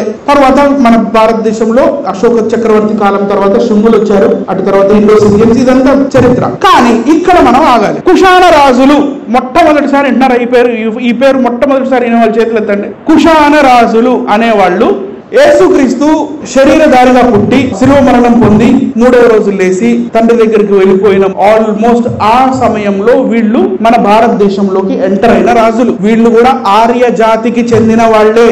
వీళ్ళు ఎక్కువ కాలం పర్షియా ప్రాంతంలో ఉండి మన భారతదేశంలోకి వచ్చిన వారు ఈ కుషాణ రాజులు. వీళ్ళు రోమ్ నుంచి ఇటు చైనా దాకా కూడా ఉన్న సిల్క్ రూట్ ఏదైతే ఉందో దీన్ని పరిపాలించిన వాళ్ళు. వీళ్ళు టోల్ ట్యాక్స్ ఎక్కువ తీసుకునేవాళ్ళు. వీళ్ళు టోల్ ట్యాక్స్ తీసుకోవడం వల్ల వీళ్ళ దగ్గర గోల్డ్ ఎక్కువగా వచ్చింది. సో ఈ గోల్డ్ ని తీసుకొని ఇండియాకు కూడా వచ్చారు. వీళ్ళు మన భారతదేశానికి వచ్చిన తర్వాత మన భారతదేశంలో బౌద్ధ మతం అనేది చాలా ఎక్కువగా ప్రబలింది. బుద్ధుడికి మొట్టమొదటిసారి విగ్రహాన్ని చెక్కించింది కుషాణ రాజులే. అప్పటిదాకా మన భారతదేశంలో విగ్రహాలను చెక్కే కళ లేదు. అర్థమవుతుందండి? విగ్రహాల్ని చెక్కే కళ లేదు. దీన్ని గాంధార ఆర్ట్ అంటారు. ఇవి కుషాణుల కాలంలో జరిగింది. ఈ కుషాణ రాజులలో ఒక రాజు పేరు కుజులా కడ్ఫిసెస్. ఈ కుజులా కడ్ఫిసెస్ కూడా నైకీనే పూజించాడు. కావాలంటే చూడండి, ఎక్కడ గ్రీకు, ఎక్కడ రోమా, ఎక్కడ ఈ మన ఇండియన్ బార్డర్ దగ్గరికి వచ్చిన కుజులా కడ్ఫిసెస్, ఇతను కూడా నైకీ దేవతను పూజించాడు. నైకీ దేవత యొక్క కాయిన్స్ దొరికాయి. అటు తర్వాత ఈ కుషాణ రాజుల లిస్ట్ ఇది. విమా కడ్ఫిసెస్, కనిష్క, హువిష్క, వీళ్ళ పేర్లు ఇలా ఉంటాయి. వాసుదేవ, వశిష్క ఇలా ఉంటాయి. సో విమా కడ్ఫిసెస్ కాలంలో అంటే క్రీస్తు శకం 1వ శతాబ్దం 95వ సంవత్సరం, అంటే దాదాపుగా యోహాను గారు పట్మాస్ ఐలాండ్ లో ఉన్న ఆ సమయంలో విమా కడ్ఫిసెస్ రాజయ్యాడు మన ఇండియా దగ్గర దాకా వచ్చి. ఇప్పుడు ఇందాక మనం చూసిన ఒక కాయిన్ ఏదైతే ఉందో, ఈ కాయిన్ మీకు ఇక్కడ పొసైడన్ కనపడుతున్నాడు, దిగంబరుడుగా ఉన్నాడు, చేతిలో త్రిశూలం ఉంది, పక్కన ఎద్దు ఉంది. విమా కడ్ఫిసెస్ కాలంలో, ఈ విమా కడ్ఫిసెస్ కాలంలో ఎద్దు, త్రిశూలం, ఆ దేవుడు ఒకే కాయిన్ మీద ఒకే దగ్గరికి వచ్చేసారు. కానీ దీని మీద మీకు ఇక్కడ ఏదైతే బౌద్ధుల చిహ్నం కనపడుతుందో అదే చిహ్నం మీకు ఈ కాయిన్ మీద కూడా ఆ మనిషి పక్కనే ఎద్దు నడుము దగ్గర కనపడుతుందా? ఆ ఎద్దు నడుము దగ్గర కనపడుతున్న ఇదే త్రిరత్న అంటారు. ఇది బౌద్ధులది. సో ఇలా ఈ దేవీ దేవతలు మెల్లిమెల్లిగా పుట్టుకు రావడం జరుగుతుంది. తర్వాత చూద్దాం విమా కడ్ఫిసెస్ కాలం తర్వాత ఏం జరిగిందో. కనిష్కుడు రాజయ్యాడు. కనిష్కుడు అతని స్టాచ్యూ ఇది మథురా మ్యూజియం లో ఉంటుంది ఉత్తరప్రదేశ్ లో. ఈ కనిష్కుడు రాజైన తర్వాత మొట్టమొదటిసారి మన భారతదేశంలో క్రీస్తు శకం 2వ శతాబ్దంలో అంటే 127వ సంవత్సరంలో మన భారతదేశంలో బంగారు నాణాలు తయారవడం మొదలయ్యాయి. అంతకన్నా ముందు మన భారతదేశంలో బంగారు నాణాలు లేవు. ఒకవేళ ఉన్నాయి అంటే మా దేవుడు ఉంది, ఒక ఆమె పువ్వులో కూర్చొని ఉంటుంది, నేను ఏటీఎంలో కార్డు పెడితే డ్రర్ అని ఎలాగైతే డబ్బులు బయటకు వస్తాయో ఆమె చెయ్యి ఇలా పెడితే ఇలా గోల్డ్ కాయిన్స్ బయటకు వస్తున్నాయి అని ఎవడైనా చెప్తే అదంతా ఉట్టి బూటకం. క్రీస్తు శకం 2వ శతాబ్దంలో కానీ మొట్టమొదటిసారి మన భారతదేశంలో బంగారు నాణాలు అనేవి లేవు. తర్వాత ఈ కుషాణుల కాలంలో మన భారతదేశంలో కొత్త దేవీ దేవతలు చాలా మంది వచ్చారు. ఇక్కడ నుంచి చాలా ఇంట్రెస్టింగ్ గా ఉంటుంది, వినండి. 15-20 మినిట్స్ లో అవగొట్టేస్తా, నా టైం ఎక్కువసేపు లేదు. తర్వాత హనీ జాన్సన్ గారికి ఇవ్వాలి నేను. నానా అనే ఒక దేవత, ఏం పేరు? నానా అనే ఒక దేవతని తెచ్చాడు కనిష్కుడు. అటు తర్వాత ఇంకొక దేవత, ఈమె పేరు నానా షావో. ఏం పేరండి? ఇంకొక దేవత అర్ధోక్షో. ఈ పేరు చాలా ఇంపార్టెంట్. ఏం పేరు? అర్ధోక్షో అనే పేరు. వీళ్ళందరూ కూడా గ్రీకు యొక్క ఆ టైకి నుండి వచ్చిన వాళ్ళే కావాలంటే చేతిలో కార్నుకోపియా ఉంది, చూసుకోండి ఉందా లేదా. చేతిలో కార్నుకోపియా ఉంది. తరువాత ఇక రకరకాల దేవీ దేవతల అక్షో అని, లేకపోతే బుద్ధుడు కాయిన్స్, ఇవన్నీ కూడా కుషానుల కాలంలో వచ్చాయి. తరువాత మావో అంటే చందమామ, మావో అంటే చంద్రదేవుడు అని మనం అర్థం చేసుకోవాలి. మావో చందమామ రావే, జాబిల్లి రావే. చందమామ రారా అనాలి కానీ రావే ఎందుకంటున్నారు? అక్కడ ఏదో ప్రాబ్లం ఉంది, రైట్? ఎప్పుడన్నా మీకు వచ్చింది ఐడియా? చందమామ రావే, మామని రావే అంటారా? మామని రాయ్యా రండి అంటాం కదా, లేకపోతే రారా రారా మామ ఏదో అంటారు కదా. సో చందమామ రారా, కొండెక్కి రారా, గోగి పూలు తేరా, ఏదో అట్లా అన్నారు కదా. చందమామ రావే, కొండెక్కి రావే, గోగి పూలు దేవ, ఏదో ఏదో సంథింగ్. ఈ మావో అనే దేవత పర్షియా దేవత. ఈ పర్షియా దేవతనే మన భారతదేశంలోకి తీసుకొచ్చి చందమావా, మావో అంటే మావా చేశారు మన వాళ్ళు. సో ఈ చందమావా అనేది ఇలా వచ్చింది. నేను ఓన్లీ బేసిక్స్ మాత్రమే చెప్తున్నాను. అటు తర్వాత సూర్యదేవుడు, ఇరాన్ పర్షియా ప్రాంతంలోని సూర్యదేవుడి కాయిన్ ఇది కనిష్కుడి కాలంలో. నెక్స్ట్ ఇది ఫర్రో అనే దేవత కాయిన్. ఆ తర్వాత ఓర్లాగ్నో అనే అతని కాయిన్. ఇతని తల మీద గరుడ పక్షి ఉంది, కనపడుతుందా? చేతిలో దండం, తలపైన ఇటు మీ రైట్ సైడ్ కాయిన్ మీద చూడండి. ఇతను కుషాను, కనిష్కుడు. అదిగో అతను కూడా యజ్ఞకుండం అంటే యజ్ఞానం చేస్తూ ఏదో వేస్తున్నాడు అందులో. ఇవన్నీ ఎప్పుడు ఉన్నవే, రైట్? నెక్స్ట్ ఇప్పుడు ఈయన మన భారతదేశంలో ఎలా పుట్టాడు? కొన్ని కోట్ల సంవత్సరాల నుంచి ఉందండి మాది సనాతన ధర్మం. సాగదీస్తారు కదా, సనాతన ధర్మం ఎన్నో లక్షల సంవత్సరాల నుంచి ఉంది, మేము చాలా పాత వాళ్ళం అని చెప్తారు కదా.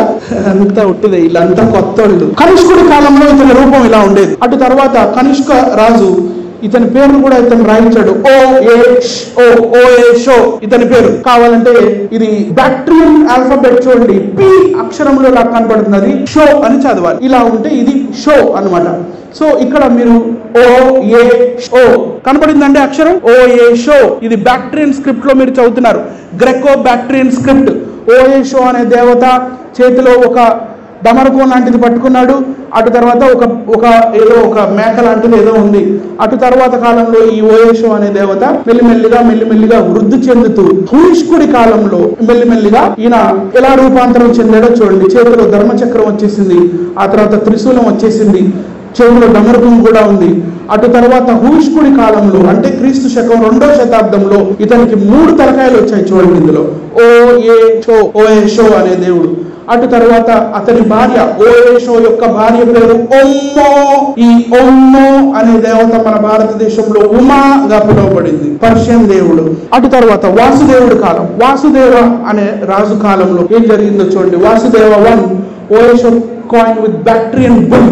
వెనకాల మీరు ఇందాక గ్రీకు దేవత దగ్గర చూసిన ఆ ఎద్దు ఏదైతే ఉందో ఆ వెనకాల నిలబెట్టడం జరిగింది. పక్కాగా ఓయేషో అని రాసింది. 3 తలకాయలు ఉన్నాయి, త్రిశూలం కూడా చేతిలో కనపడుతుంది. అటు తర్వాత మెల్లిమెల్లిగా తను రూపాంతరం చెంది ఇలా నేటి దేవుడుగా పూజింపబడే దానికన్నా ముందు క్రీస్తు శకం 3వ శతాబ్దంలో అంటే 225వ సంవత్సరంలో ఇతని తలపైన మావో అని ఇందాక పిలువబడ్డ ఆ చందమామ ఇతని తల మీద పెట్టి ఇతనిని చంద్రమౌళిని చేశారు.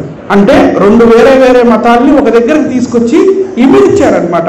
This is how Oesho. ఇది ఓయేషో యొక్క పెయింటింగ్. క్రీస్తు శకం 2వ శతాబ్దానికి చెందినది ఈ పెయింటింగ్. ఆ తర్వాత క్రీస్తు శకం 3వ శతాబ్దంలో కల్లా కంప్లీట్ గా మీకు ఈ ఫిగర్ కనపడుతుంది. క్రీస్తు శకం 3వ శతాబ్దం, యేసుక్రీస్తు మరణ పునరుత్థానం తర్వాత 300 సంవత్సరాల తర్వాత జరిగిన తంతి ఇదంతా. ఇతని విగ్రహం ఇది కొంచెం బూతు విగ్రహం. ఇది చర్చిలో నేను ఎక్కువసేపు చూపిలేను, ఫటాఫట్ చూసేయండి. నెక్స్ట్ ఇలా గ్రీకు దేవత అయిన పొసైడన్, ఇతను మెల్లిగా ఒక ప్రదేశం నుండి పర్షియా ప్రాంతానికి వెళ్ళి ఓయేషోగా అయితే, ఓయేషోని ఉల్టా చేయండి, తిరగదిప్పి పలకండి, ఏమైంది? ఓయేషో కాస్త ఏమయ్యాడు? అయ్యాడు ఇలా. This is the real history. గట్టిగా చేతులు కొట్టండి. క్రైస్తవుడు కలుసుకుంటే ఏమైనా కనిపెట్టగలడు. పాతాళంలో ఉన్నా కూడా తీయగలడు, పాతాళంలో ఉన్నా కూడా బయటికి తీయగలడు. ప్రపంచానికి సత్యాన్ని చెప్పగలడు. నిజదేవుడు ఎప్పటికీ నిజదేవుడే, ఉత్తిత దేవుళ్ళే, ఎప్పుడు ఉత్తిత దేవుళ్ళే.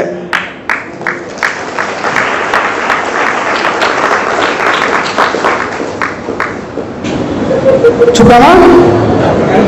కనపడిందా? చూద్దామా ఎలా వచ్చిందో? ఈ టైకి దేవత సిరి సంపదలకి దేవతగా ఉంది. ఈమె తరువాత కుషానుల కాలంలో పర్షియా దేశం నుండి మన దేశానికి అర్ధోక్షోగా వచ్చింది. ఇందాక మీరు చెప్పారు అర్ధోక్షో అని, మీరు గట్టిగా చెప్పండి, మీకు పనికొస్తుందని చెప్పాను. ఈ అర్ధోక్షో అని ఈమె చేతిలో కూడా కార్నుకోపియా కనపడుతుంది. ఈమె ఇక్కడ కంప్లీట్ గా ఫారెన్ లుక్ లో కనపడుతుంది, ఫారినర్ లాగా కనపడుతుంది. గౌన్ వేసుకొని ఉంది, చీరలు లేదు, బ్లౌజ్ లేదు, ఇక్కడ వడ్డాణాలు లేవు. మరి చేతికి ఇక్కడ భుజాలకు వేసుకుంటారు కదా, అవి కంఠాభరణ వజ్ర వైడూర్యములతో పదకబడిన కంఠాభరణములను అలాంటివి లేవు. కంప్లీట్ ఫారెన్ లుక్ లో ఉంది ఇక్కడ. కానీ ఈమె రూపాంతరం చెందింది. ఎలా రూపాంతరం చెందిందో లేడీస్ చాలా జాగ్రత్తగా చక్కగా మా సిస్టర్ గారు గుర్తుపట్టగలరు, ఎందుకంటే వాళ్ళకి గోల్డ్ అండ్ శారీస్ అంటే చాలా ఇష్టం కాబట్టి. నెక్స్ట్ ఈమె అర్ధోక్షో భర్త పేరు ఫర్రో. ఇది విగ్రహం, ఈమెది విగ్రహం. ఈమె చేతిలో కూడా కార్నుకోపియా కనపడుతుంది. అటు తర్వాత కాలంలో హుష్కుడి కాలంలో ఈమె చేతిలో కార్నుకోపియా ఉంది. ఆ తర్వాత ఈమె గౌన్ కూడా మీరు చూడగలరు. అటు తర్వాత వాసుదేవ కాలంలో ఈమెని ఒక సింహాసనంపై కూర్చున్నట్టుగా మనకి ఈ బంగారు నాణంపై కనపడుతుంది. ఇది క్రీస్తు శకం 3వ శతాబ్దం నాటికి. కాళ్ళ కింద చిన్నగా కమలం పువ్వు ఏర్పడుతుంది, కనపడుతుందా? నెక్స్ట్ ఇప్పుడు మెల్లిమెల్లిగా గౌన్ కాస్త ఫ్రాక్ అవుతుంది, గమనిస్తున్నారా? చేతిలో కార్నుకోపియా కూడా కనపడుతుంది. ఈ కార్నుకోపియా మీకు చాలా పెద్దగా కనపడుతుంది, కుడివైపుని చూడండి. అటు తర్వాత కుషానుల కాలంలో లాస్ట్ కాలంలో కల్లా మెల్లిమెల్లిగా ఈమె రూపురేఖలు మారుతూ వచ్చాయి. అటు తర్వాత మన భారతదేశంలో గుప్తులు రాజులయ్యారు. గుప్త రాజులు వీళ్ళు బ్రాహ్మణులకు పెద్దపీట వేసిన రాజులు. అటు తర్వాత గుప్త రాజుల కాలంలో అర్ధోక్షోకి ఆ పేరు అప్పటిదాకా కాయిన్ మీద రాయబడి ఉంది. కానీ అటు తర్వాత ఆమె పేరు కాయిన్ మీద రాయడం మానేశారు, పేరు లేదు ఇంకా. చూడండి ఇక్కడ మీకు చాలా క్లియర్ గా మీకు కనబడుతుంది. క్రీస్తు శకం 4వ శతాబ్దంలో, క్రీస్తు శకం 4వ శతాబ్దంలో. అటు తర్వాత ఈమె మొట్టమొదటిసారి ఒక కమలం పువ్వు మీద కూర్చొని ఉంది. చేతిలో కార్నుకోపియా కనపడుతుంది. మరొక చేతిలో ఇందాక దాకా మనం నైకీ చేతిలో చూసిన విజయ కిరీటం కనపడుతుందా లేదా? కనపడుతుంది. నెక్స్ట్ ఈసారి ఈమె స్టూల్ మీద కూర్చొని ఉంది. రకరకాల యాంగిల్స్ చూపిస్తున్నాను, ఎందుకు చూపిస్తున్నాను కూడా నేను మీకు చెప్తాను. క్రీస్తు శకం 4వ శతాబ్దంలో సముద్రగుప్తుడి కాలంలో ఈమె చేతిలో కార్నుకోపియా మరియు విజయ కిరీటం కనపడుతుంది. మెల్లిమెల్లిగా ఇండియన్ లుక్ వస్తుందా రావట్లేదా? మీకు ఒక వడ్డాణం లాంటిది కనపడుతుందా లేదా? అటు తర్వాత సముద్రగుప్తుడి కాలంలో ఈమె నిలబడి ఉండి చేతిలో కార్నుకోపియా పట్టుకుని ఉంది. అటు తర్వాత చంద్రగుప్త 2 అంటే సముద్రగుప్తుడి కుమారుడు కాలంలో ఈమె చేతిలో కార్నుకోపియా మరియు ఈమె ఒక సింహాసనం మీద కూర్చొని ఈసారి ఒక బ్లౌజ్ వేసుకున్నట్టుగా కనపడుతుంది. అక్కడ ఫ్రాక్ మనకు కనపడట్లేదు. మెల్లిమెల్లిగా భారతీకరణ చేయడం జరిగింది, ఇండియనైజేషన్. భారతదేశానికి నేటివ్ దేవతగా కనపడే విధంగా ఈమెను తయారు చేస్తూ మీకు రెండవ చంద్రగుప్తుడు క్రీస్తు శకం 4వ శతాబ్దానికల్లా ఈమె చేతిలో ఉన్న కార్నుకోపియాని తీసేసి తామర పువ్వును పెట్టడం జరిగింది. చూసారా డిఫరెన్స్? తరువాత కాలంలో ఈమె కంప్లీట్ గా ఒక తామర పువ్వు మీద కూర్చొని ఇంకొక చేతితో తామర పువ్వు పట్టుకొని ఉంది. అటు తర్వాత ఇంకా ముందుకెళ్ళిపోతాను. ఒక తామర పువ్వు చేతిలో పట్టుకొని తామర పువ్వులో కూర్చొని ఉన్న ఈమె ఇప్పుడు మెల్లిమెల్లిగా ఈ తామర పువ్వు నిలబడింది. తామర పువ్వు మీద కూర్చొని ఒక కాలు కింద పెట్టింది. చేతిలో కూడా ఒక తామర పువ్వు ఉంది. ఇది క్రీస్తు శకం 5వ శతాబ్దానికి చెందిన కాయిన్, బంగారు నాణెము. అటు తర్వాత ఈమె ఒక స్టూల్ మీద కూర్చొని ఉంది. అటు తర్వాత ఈమె నిలబడి ఉంది ఒక పద్మములో, ఒక లోటస్ లో, ఒక కమలం పువ్వులో. చేతిలో ఇంకో కమలం పువ్వు, మరో చేతిలో విజయ కిరీటము. ఈసారి వడ్డాణం పెట్టుకొని ఉంది. మరి గోచి కట్టుకున్నట్లుగా పట్టు వస్త్రం ధరించింది. చేతికి నేను ఇందాక చెప్పినట్టుగా కంకణాలు లాంటివి కూడా ఉన్నాయి. బ్లౌజ్ కూడా వేసుకుంది, చక్కగా నెక్లెస్ కూడా వేసుకుంది. ఇండియనైజ్ అయిపోయింది. అటు తర్వాత ఈమె ఇలా మారింది. Did you see that? మీకు తెలుసా? ఇప్పుడు నాకు విన్నారా ఇవన్నీ? ఇలా వచ్చిన వాళ్ళే తప్ప పెద్దగా ఏమీ లేదండి. అంతేనండి. చూస్తారా? ఇది చూడండి.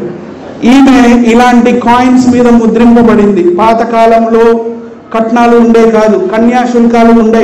ఒరే అబ్బాయా, మా అబ్బాయికి మీ అమ్మాయిని ఇద్దారా, మీ అమ్మాయి కోసం 2 కాసులు ఇస్తానరా అంటే సర్రా అని చెప్పి 2 కాసులు ఇచ్చి ఆ 2 కాసులనే మంగళసూత్రంగా చేసేవాళ్ళు. ఇలా వచ్చింది మంగళసూత్రం అనే ఈ ట్రెడిషన్. నేను ఎవరికి ఏం మెసేజ్ ఇవ్వట్లేదు, చరిత్రను మాత్రమే చెప్తున్నా. తర్వాత మంగళసూత్ర బంగారు తాడిపట్టు డిజైన్లు. మరి ఇక్కడ మీకు ఎడం వైపు కింద బొమ్మ చూస్తే మరి ఇందాక మీరు ఏదైతే కాయిన్స్ గుప్తుల కాలంలో చూసారో అవే మీకు కనపడుతున్నాయి. అటు తర్వాత నిలబడి ఉన్న కాయిన్ ఇదిగోండి ఇలా అయింది. ఇప్పుడు చేతులు ఎక్స్ట్రా యాడ్ అయినాయి, అంతే, ఎక్స్ట్రా చేతులు మాత్రమే వచ్చున్నాయి. అటు తర్వాత ఇంకొంచెం ముందుకెళ్దాం. ఈమె ఒక కాలములో ఇలా ఉండే దేవత, బైబిల్ గ్రంథంలో చెప్పబడిన దేవతే. నేను ఏం చెప్పాను ఇందాక, ఇజ్రాయిల్ చూడనివా మనం చూస్తున్నవి అవే రిపీట్ అవుతాయి. అందుకే బైబిల్ గ్రంథంలో కూడా దేవుడు చెప్పాడు, హిస్టరీ రిపీట్స్. అర్థమైందండి? చూసారా?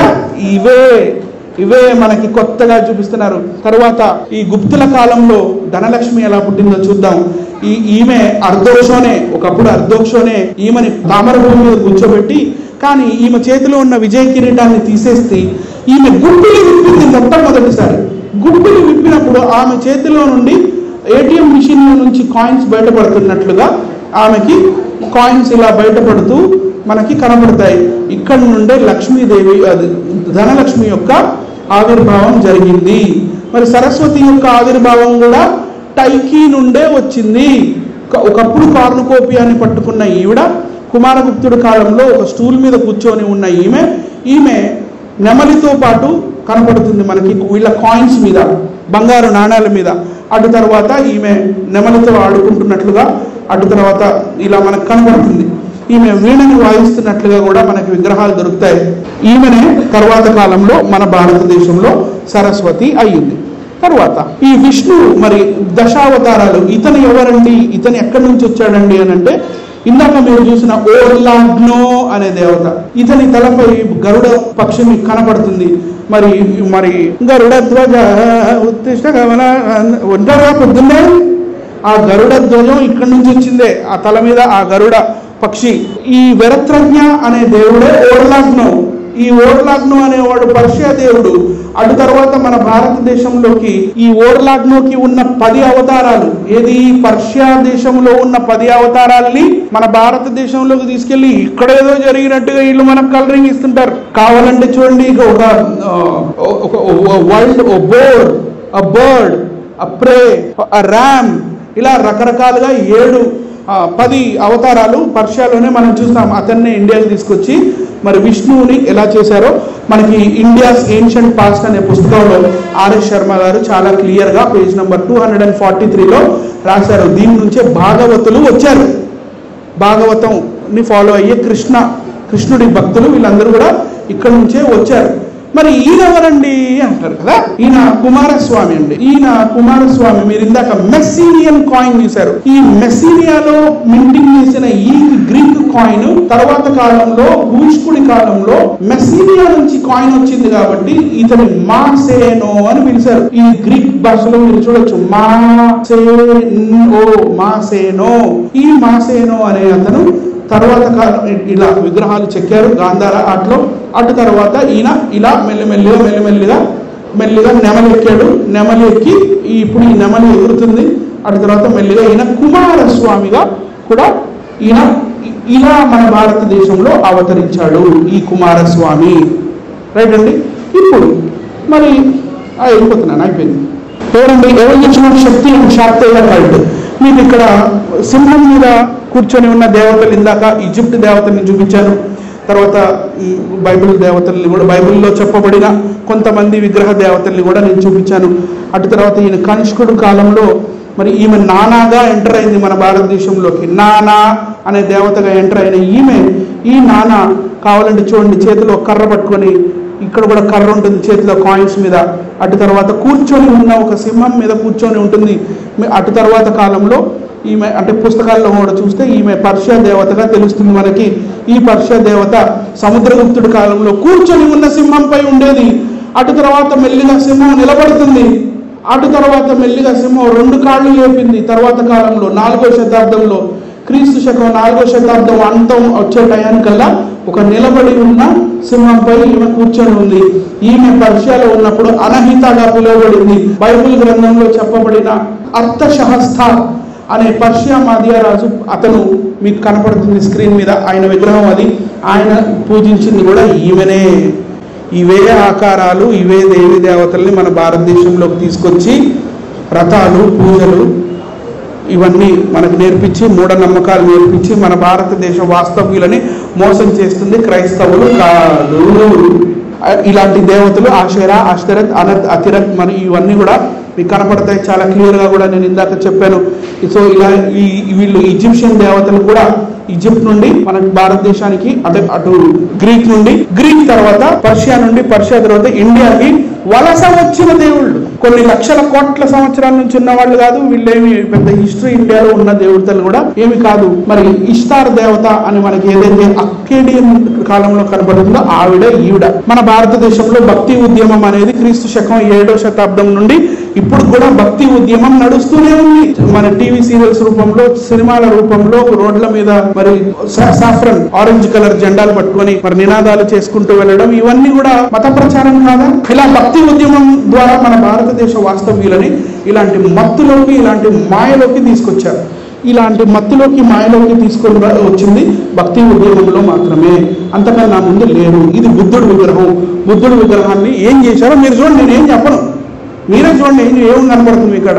బుద్ధుడు భక్తుడు ఎవరో నమస్కారం పెడుతుంటే దాన్ని తీసుకొచ్చి ఇట్లా చేస్తే ఏం చెప్పాలి సార్, చెప్పండి. నెక్స్ట్ చూడండి, ఇదిగోండి అక్కడ ఉన్నది బుద్ధుడు. బుద్ధ విగ్రహాలు మొట్టమొదటి విగ్రహాలు, హైందవ విగ్రహాలు మొట్టమొదటి మన దేశంలో కాదు. క్రీస్తు శకం 5వ శతాబ్దం దాకా అసలు హైందవ మందిరాలు మన భారతదేశంలో లేనండి. ఇదేంటండి, ఇది మరీ విడ్డూరం కదా. బుద్ధుడు విగ్రహాలని తీసుకెళ్లి మీరు ఇట్లా ఫోటోలు చేసేసి, మా దేవుడు వెనకాల కూడా పాము ఉంటుంది, ఆ పాము 10 పడగలు ఉంటాయండి, ఎవరు సార్ నమ్ముతారు? తర్వాత అది ఎవరో తెలిసిపోతుంది. అడ్డనామాలు పెట్టినంత మాత్రాన శివుడు అయిపోతాడండి. అది చూస్తుంటే, అసలు ఆ చెవులు చూస్తుంటేనే తెలిసిపోతుంది ఎవరు అనేది. మరి ఇంత మోసమా? తర్వాత నెక్స్ట్ చూడండి, పాపం బుద్ధుడు చనిపోయే ముందు ఆయనకి ఆరోగ్యం బాగాక పడుకున్నాడండి, నిర్వాణం అయ్యాడు. ఈయనకేమైంది చెప్పండి సార్? ఆయనకు ఆరోగ్యం బాగాక చాలా కాలం బెడ్ మీద పడుకొని బెడ్ రిడన్ అయిపోయి చనిపోయాడు. ఈయనకేమైంది? ఈయన బాగానే ఉన్నాడు కదా. నెక్స్ట్ ఇదిగోండి చూడండి, ఇలా ఇది బుద్ధుడు విగ్రహం. అవలోకితేశ్వర దీన్ని పట్టుకొని బుద్ధుడు విగ్రహాన్ని తీసుకెళ్లి ఇట్లా మొత్తం అంతా కవర్ చేసేసి, కిరీటం పెట్టి, పెద్ద పెద్ద నామాలు పెట్టేసి కనపడకుండా చేస్తే ఎలా? రైట్, నెక్స్ట్ ఫటాఫట్ వెళ్ళిపోదాం. లాస్ట్ ఇదండి, ఇదెవరిదండి విగ్రహం చెప్పండి? బుద్ధుడిదా కాదా? దాన్ని మీరు ఇట్లా చేస్తే ఎట్లా? అరే ఒక్కటన్నా ఒరిజినల్ ఉండదా మీకు? ఒక్కటి, అట్లీస్ట్ ఒక్కటన్నా ఒరిజినల్ ఉండాలి కదా సార్. ఇది జైన విగ్రహం, రైట్? ఈ జైన విగ్రహం ఒకటి తీసుకోండి. అటు తర్వాత ఈ బంగారు ఆభరణాలు మీకు కనపడుతున్నాయి కదా, ఈ బంగారు ఆభరణాలు తీసుకొని మీరు అలా పక్కకు పెట్టుకోండి. ఆ తర్వాత దీన్ని ఇలా సార్, ఇప్పుడు దీని నుంచి దీని పక్కన పెట్టండి. ఇప్పుడు రెండింటిని కలపండి. లోపల ఉంది ఎవరు సార్? ఉన్నది ఇవ్వండి, ఆ బుక్ ఇవ్వండి. పుస్తకాలు రాసి అమ్ముతున్నారు సార్, నేను చెప్పట్లేదు సార్. లోపల ఉన్నది ఎవరు? చాలా క్లియర్ గా పుస్తకాలు రాసి చెప్తున్నారు.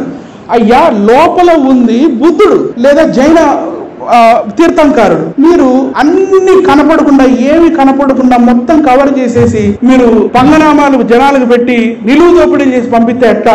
మరి మమ్మల్ని ఏమో దశం భాగాలు ఇస్తారంటున్నారా?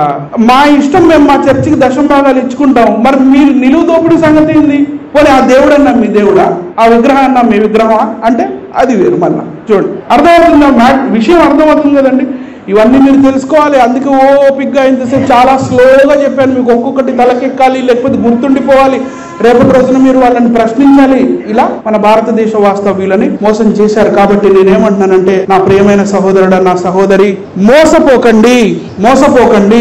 నిజదేవుడు, సత్యదేవుడు, సర్వశక్తివంతుడైన దేవుడు, సర్వోన్నతుడైన దేవుడు, అతి పరిశుద్ధుడైన దేవుడు మనకి 66 గ్రంథాలను ఇచ్చాడు. ఎలా బ్రతకాలో చెప్పాడు, ఎలా సాత్వికంగా ఉండాలో, ఎలా పరిశుద్ధంగా ఉండాలో, ఎలా మనం దేవుని మార్గంలో నడుచుకోవాలో అలా నడుచుకొని మరి ఆఖరికి మరి మనం దేవుడి రాజ్యంలోకి ప్రవేశించాలి అంటే మనం ఎలా నడవాలి, ఏంటి, ఇవన్నీ కూడా నియమ నిబంధనలు మనకు చెప్పు ఉన్నాడు. కానీ అసలు ఎలాంటి తలాతోకా లేని ఈ దేవుళ్ళు, దేవి దేవతలు, ఈ నేడు పూజింపబడుతున్న వాళ్ళు, వీళ్ళందరూ మన భారతదేశానికి చెందిన వాళ్ళు కాదు. ఎక్కడో దేశంలో ఆరాధించబడి విసర్జించబడిన దేవుళ్ళు. అర్థమైందండి? సో గట్టిగా ఒకసారి యేసు మహారాజుకి హల్లెలూయా. Thank you.